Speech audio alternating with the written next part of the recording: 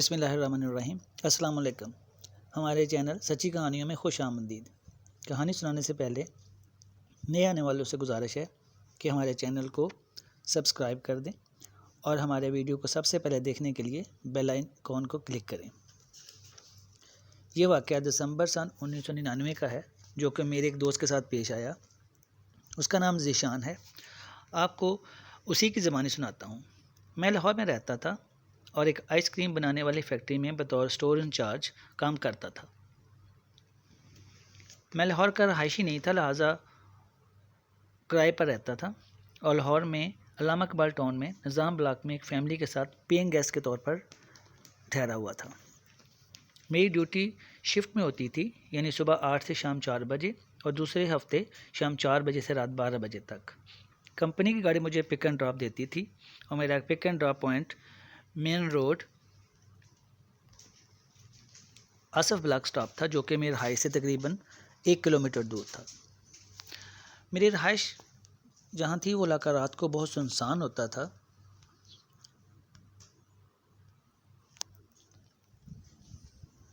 اور گاڑی کے سٹاپ سے لے کر میری رہائش تک مجھے مین گلشن پارک روڈ سے گزرنا پڑتا تھا، جو کہ دن کے وقت تو بہت پر رونق مگر رات کو بہت سنسان ہوتا تھا۔ تقریباً 150 میٹر کا فاصلہ گراؤنڈ کا بھی تھا، یعنی میرے گھر سے پہلے ایک گراؤنڈ تھا جو کہ دن کے وقت تو بچوں کے کھیلنے اور لوگوں کے گزرنے کا ذریعہ ہوتا تھا، جبکہ رات کو وہ آوارہ کتوں کی آماج کا بنا ہوا تھا۔ وہ دسمبر کی ایک ٹھٹھرتی رات تھی۔ میں ڈیوٹی سے واپس سٹاپ پر اپنی گاڑی سے اترا اور روٹین کی طرح ہاتھ پینٹ کی جیبوں میں ڈال کر آہستہ آہستہ اپنے روم کی طرف چلنے لگا۔ ابھی تقریباً 100 میٹر ہی چلا ہوں گا کہ میں نے ایک کتے کو دور سے اپنی طرف آتا ہوا دیکھا۔ میں ٹھٹک کر رک گیا، پھر میں نے خود کو سنبھالا اور پھر سے چلنے لگا، لیکن چند قدم ہی چلا تھا کہ وہ کتا تیزی سے بھاگنے لگا۔ پھر چند لمحہ بعد میں نے دیکھا کہ وہ صرف ایک کتا نہیں تھا، وہ تو کتوں کا پورا غول تھا اور وہ مدہوش ہو کر تیزی سے میری طرف بھاگ رہے تھے۔ میں ایک لمحے کے لیے اپنے ہوش و حواس کھو بیٹھا۔ مجھے کچھ سمجھ نہیں آ رہی تھی کہ میں کیا کروں، اور کتے تو ایسے تھے جیسے مجھے چیر پھاڑ دیں گے۔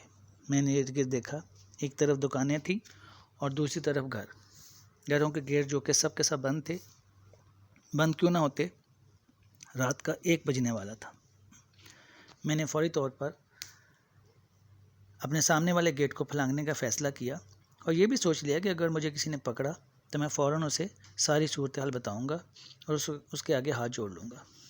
لہٰذا سے پہلے کہ کتے میرے پاس آتے، میں نے اچھل کا گیٹ کے اوپر سے چھلانگ لگائی اور اس کے گھر کے گراج کے اندر چلا گیا۔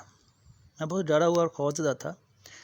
اس سے پہلے کہ میں گراج میں چھپتا کہ اچانک لوہے کی سیڑھیوں سے ایک وائٹ کلر میں لباس میں پہنا ہوا ایک شخص جو اس نے داڑھی رکھی ہوئی تھی وہ نیچے آتا نظر آیا۔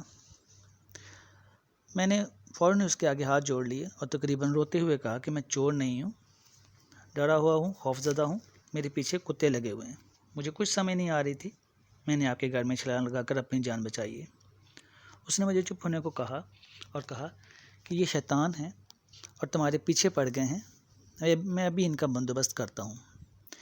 یہ شیطان کے بچے ہیں اور لوگوں کو اس وقت ڈراتے اور تنگ کرتے ہیں۔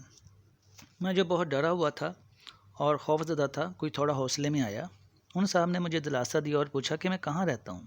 میں نے بتایا کہ میں نظام بلاک میں رہتا ہوں۔ اس نے مجھے کہا کہ آپ حوصلہ کرو، میں یہ ان تنگ کرنے والوں کا علاج کرتا ہوں، اور مجھے وہاں کھڑی ایک سفید رنگ کی جیپ میں بیٹھنے کا کہا۔ میں ان کی گاڑی کی فرنٹ سیٹ پر بیٹھ گیا۔ اس نے مجھے کہا کہ آپ بیٹھو، اور ساتھ ہی گیٹ کھول کر وہ خود بھی جلدی سے گاڑی میں آ کے فرنٹ سیٹ پر بیٹھا اور مجھے کہنے لگا کہ آپ کو جو بھی قرآن کی آیاتیں یاد ہیں ان کو پڑھنا شروع کر دیں اور اپنا دروازہ لاک کر لو۔ پھر اس نے گاڑی کو گیٹ سے باہر نکالی اور تیزی سے باہر نکال کر گاڑی کو چلانے لگا۔ میں نے دیکھا کہ وہ تقریباً 15 سے 20 کے قریب بہت سے دہشت ناک قسم کے کتے تھے، اور کتے نہیں تھے، کوئی عجیب سی مخلوق بھی لگ رہے تھے۔ اس نے گاڑی کو تیز کیا تو کتوں نے بھی ساتھ بھاگنا شروع کر دیا۔ وہ زور زور سے اونچی اونچی آواز میں قرآن کی تلاوت کر رہا تھا، اور میں بھی جو کچھ مجھے یاد تھا پڑھ رہا تھا۔ کتے تو ایسے تھے کہ اب بھی گاڑی کو کھا جائیں گے، زور زور سے اور اونچی اونچی بھونک رہے تھے۔ گاڑی کے دونوں دروازوں سے لٹکے ہوئے بھی تھے۔ اس نے گاڑی کو اور تیز کیا اور ان کتوں پر گاڑی چڑھا دی۔ کچھ کتے تو گاڑی کے نیچے بھی آئے اور باقی سائڈوں پر بھاگنے لگے۔ تھوڑی دور تک وہ بھاگتے رہے اور پھر پیچھے رہ گئے۔ میں نے اسے اپنے گھر کا راستہ بتایا تو اس نے مجھے گھر کے دروازے پر اتارا۔ جب تک میں گیٹ کھول کر اندر نہیں چلا گیا وہ گاڑی میں رکا رہا۔ پھر اس نے مجھے خدا حافظ کہا اور بولا، اب میں ان خبیثوں کا بندوبست کرتا ہوں۔ میرا روم اوپر تھا۔ میں گیٹ کے ساتھ بنی ہوئی سیڑھیوں سے اوپر اپنے روم میں چلا گیا۔ میرا جسم بری طرح کانپ رہا تھا۔ میں نے اپنے اوپر کچھ پڑھ کر پھونکا اور جلدی سے سونے کے لیے لیٹ گیا۔ کل بھی میری سیکنڈ شفٹ تھی، لہٰذا میں ذرا دیر سے اٹھا دوسرے دن۔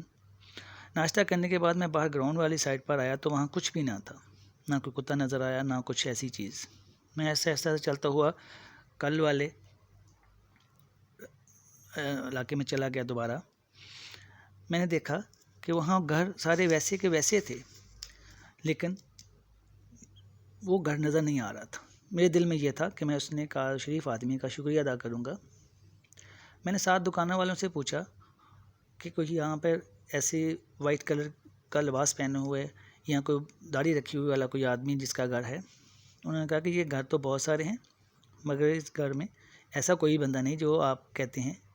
میں نے ان کو یہ بھی بتایا کہ یہاں ایک وائٹ کلر کی جیپ بھی ہے، پوٹوہار جیپ، جیسے کسی بینک کی ہو۔ انہوں نے کہا ایسا کچھ بھی نہیں ہے اور نہ ہی ایسا کوئی آدمی ہے جیسا آپ ہمیں بتا رہے ہیں۔ میں کافی پوچھتا رہا، آخر کار میں وہاں سے اپنے روم میں چلا آیا۔ میں بہت حیران ہوا اور پھر اللہ کا لاکھ لاکھ شکر ادا کیا کہ اگر وہ کوئی فرشتہ بھی تھا تو وہ یقیناً میری مدد کے لیے ہی آیا تھا۔